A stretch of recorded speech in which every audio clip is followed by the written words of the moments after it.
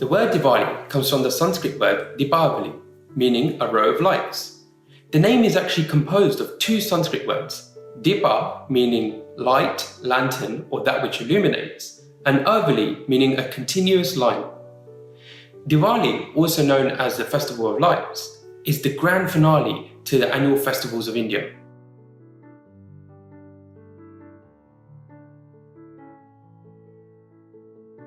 Traditions form an important part of our culture.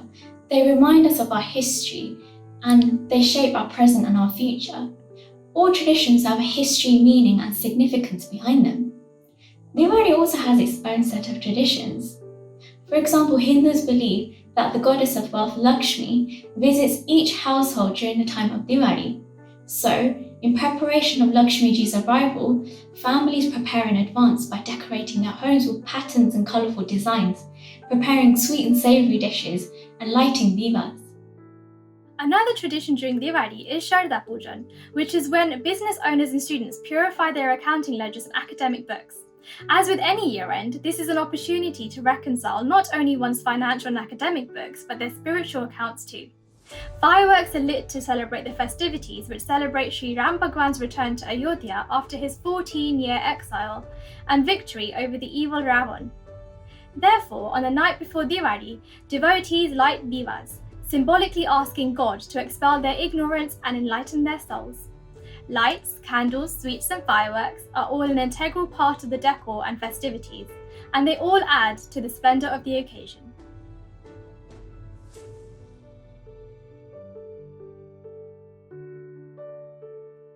In addition to Sri Ram's return to Ayodhya, there are several stories related to the origins of Diwali.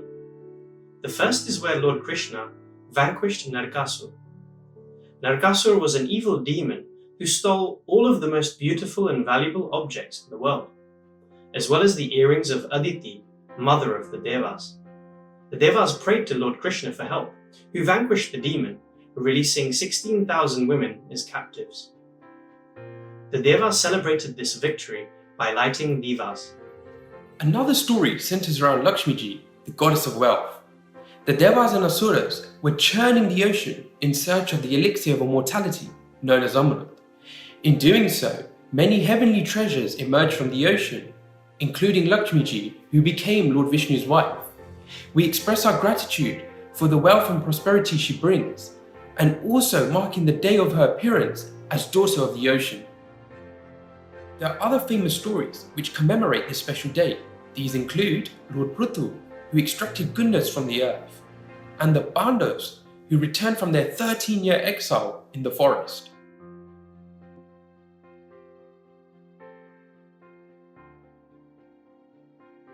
This year, when most things have been carried out virtually, it's really highlighted how important social connections are, especially for our mental and physical well-being. And so on a social level, festivals like Diwali really give us an opportunity to come closer to our friends and family. And during Diwali, forgiveness is sought to remedy any bitterness or hurt feelings from previous years and rebuild lost connections. On a spiritual level, festivals such as Diwali provide us as Hindus with an opportunity to connect to God. They also lighten the burden of bad karma and help integrate devotion and knowledge into our lives. The spiritual and devotional fervour inspired through these festivals shows us that it is possible to live happily and righteously, even in an increasingly materialistic society, despite the challenging times that we have experienced this past year. Today, when dharma and morality are seemingly on decline, the teaching from our scriptures serves as beacon of light. During these times, we remember timeless wisdom from our glorious history and the teachings that we can take from the lives of great avatars. For example, Pandavas were exiled to forest where they had to suffer so much of hardship, yet they sustained their faith in Sri Krishna Bhagwan. By following the command of Sri Krishna Bhagwan, they won Mahabharat and achieved success. They even remember Sri Ram Bhagwan as another example. His ideal life and pure character brought happiness to his people. He had to suffer similar hardships as well, but yet he respected the wishes of his elderly.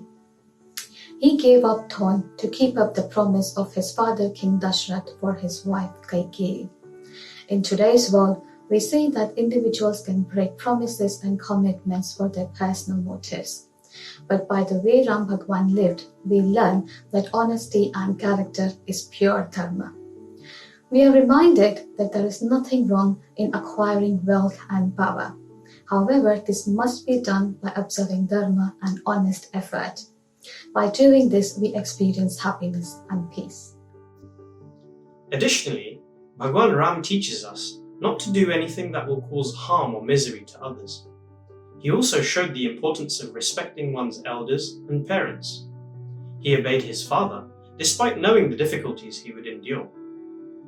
We also learn from the life of his brothers.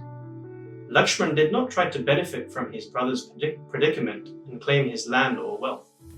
Instead, he accompanied him to the forest and served him, and endured the hardships with him. Bharat also refused to take up the throne, understanding that Bhagwan Ram was the rightful king. So, through Diwali and the lives of the Pandavas and Bhagwan Ram, we learn important messages such as family unity, honesty, and respecting one's parents and elders. Through honesty and good character, we realize how to live our lives on the path of dharma, thus allowing God to enlighten us from within.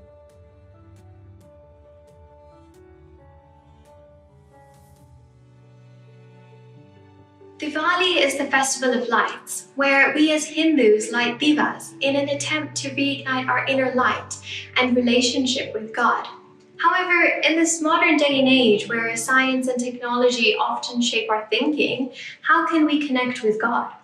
Our Hindu scriptures are vast, and perhaps we lack the time to read and understand them fully, so we may struggle to build that connection with God. This is why we need a spiritual guide, a pure and enlightened guru in our lives. The relationship between guru and disciple goes all the way back to Vedic times. In Hinduism, as well as popular culture, a guru is a teacher, somebody who fulfills various other roles, such as that of a mentor, father figure, counselor, as well as a bridge to God. However, the true meaning of a guru transcends the mere responsibilities that he fulfills. Sanatan Dharma's scriptures immensely extol the glory of a spiritual guru. The Guru Gita of the Skanda Puran also states that Gu means darkness and Ru means remover of that darkness.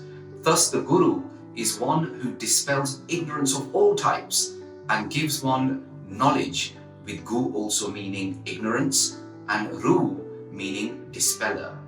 Therefore, it is crucial to understand the role of the God-realized Guru, as one cannot attain knowledge or enlightenment by self-endeavor alone.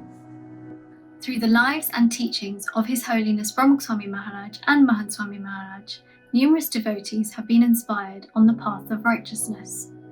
Their purity and character illuminate the scriptures and bring them to life, and in this way, they are able to connect us with God. The Guru is able to dispel our ignorance, removing us from the darkness and bringing us into the light.